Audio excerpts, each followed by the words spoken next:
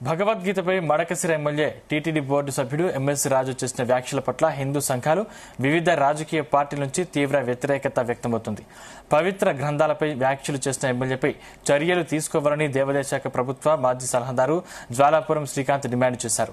భగవద్గీతపై అనుచిత వ్యాఖ్యలు చేసి కేవలం క్షమాపణలు చెబితే సరిపోదని, హిందూ ధర్మంపై గౌరవం లేని ఎంఎస్ రాజుపై తక్షణమే చర్యలు తీసుకోవాలని గవర్నర్కు వినతి పత్రం ఇస్తామంటున్న జ్వాలాపురం శ్రీకాంత్ మా ప్రతినిధి Sai Prasad face to face. Madakasira MLA అలాగే టీటీడీ బోర్డు సభ్యుడు ఎంఎస్ రాజు చేసిన వ్యాఖ్యలు ఇప్పుడు దుమారం రేపుతున్నాయి. ముఖ్యంగా భగవద్గీతను కించపరుస్తూ ఒక ఎమ్మెల్యే అలాగే టీటీడీ బోర్డు సభ్యులుగా ఉన్నటువంటి రాజును ఆ పదవి నుంచి తొలగించాలని, లేకపోతే అతను ఎమ్మెల్యే పదవికి రాజీనామా చేయాలనే డిమాండ్లు కూడా వినపడుతున్నాయి. మనతో దేవాదాయ శాఖకు చెందిన మాజీ ప్రభుత్వ సలహాదారులు జ్వాలాపురం శ్రీకాంత్ గారు ఉన్నారు. ఆయన ఏమంటారో ఒకసారి ఆయన మాటల్లో విందాం. అన్న, చెప్పండి అన్న, ఇప్పుడు ఈ టీటీడీ బోర్డు సభ్యులు ఎమ్మెల్యే రాజు చేసిన వ్యాఖ్యల పట్ల మీరు ఏమంటారు? మొదటిగా ఎంఎస్ రాజు గారు చేసిన వ్యాఖ్యలను, వారి అహంకార పూరితంగా చేసిన వ్యాఖ్యలను యావత్ అన్ని మతాలు కూడా ఖండిస్తున్నాయి. మేము కూడా దాంట్లో ఖండిస్తున్నాం.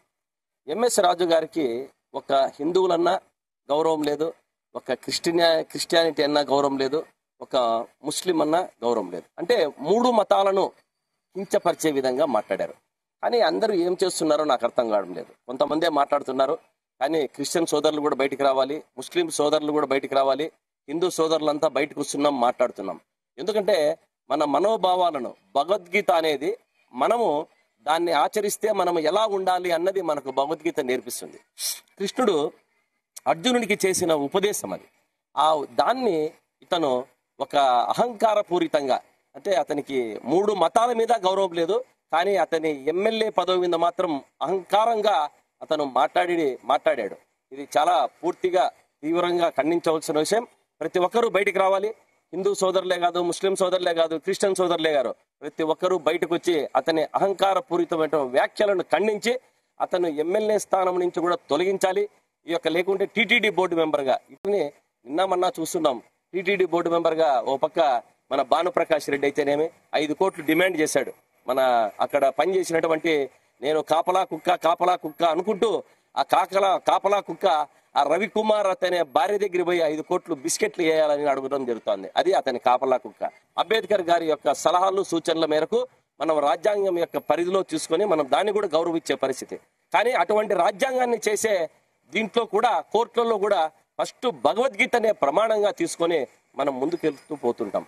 అటువంటి భగవద్గీతను అహంకార పూర్వితంగా మాట్లాడినది కాక ఆయన నిన్నమన్న చూశాడు, ఏదో క్షమాపణ చెప్పుకుంటే మీ మనోభావాలు ఏదన్నా దెబ్బ తీసి ఉంటే నేను క్షమాపణ చెప్తానంటున్నాడు. అంటే ఎంత హాస్యాస్పదంగా చెప్తున్నాడా, ఎంత వెటకారంగా చెప్తున్నాడా అర్థం కాలే. అతని వెటకారంలో కనపడతాను తప్ప దాంట్లో ఇంకొకటి కాదు.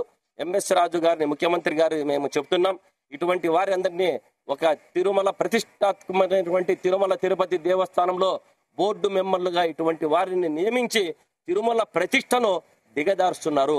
భగవద్గీత మీదే గౌరవం లేని వారు తిరుమల తిరుపతి దేవస్థానంలో ఎందుకు ఉండాలని ప్రశ్నిస్తున్నా.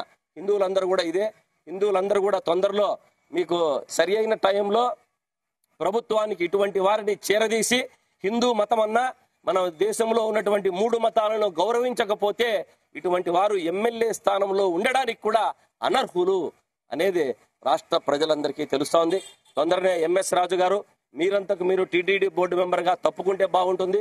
లేదంటే మిమ్మల్ని ఎమ్మెల్యే స్థానాన్ని కూడా అనర్హునిగా వేటు వేయాలని చెప్పి మేము ప్రభుత్వానికి వినతి పత్రాలు, గవర్నర్ గారికి వినతి పత్రాలు కూడా తొందరలోనే మేము అందజేస్తాం. మీరు అహంకారపూరితమైన వ్యాఖ్యలు మాని ఇటువంటి అందరికీ, హిందువులకే కాక యావత్ మూడు మతాలకి, హిందువులకైనా, ముస్లింలకైనా, క్రిస్టియానిటీకైనా బేషరతుగా మీరు బయటకు వచ్చి క్షమాపణ చెప్పాలని మేము డిమాండ్ చేస్తున్నాం. ఎంఎస్ రాజు కేవలం ఒక మతాన్ని కాదు, మూడు మతాలను కించపరిచే విధంగా ఆయన వ్యాఖ్యలు ఉన్నాయి. ఈ నేపథ్యంలోనే ఇటువంటి వ్యక్తిని టీటీడీ బోర్డు మెంబర్ గా కొనసాగడానికి అర్హత లేదు ఇలాంటి వ్యక్తికి. అలాగే ఎమ్మెల్యే పదవి నుండి కూడా ఇతన్ని తొలగించాలని హిందూ మతానికి సంబంధించిన ధార్మిక సంస్థలన్నీ కూడా డిమాండ్ చేస్తున్నాయి. కెమెరామెన్ నారాజ్తో సాయి ప్రసాద్, జీ న్యూస్, అనంతపురం. భగవద్గీతపై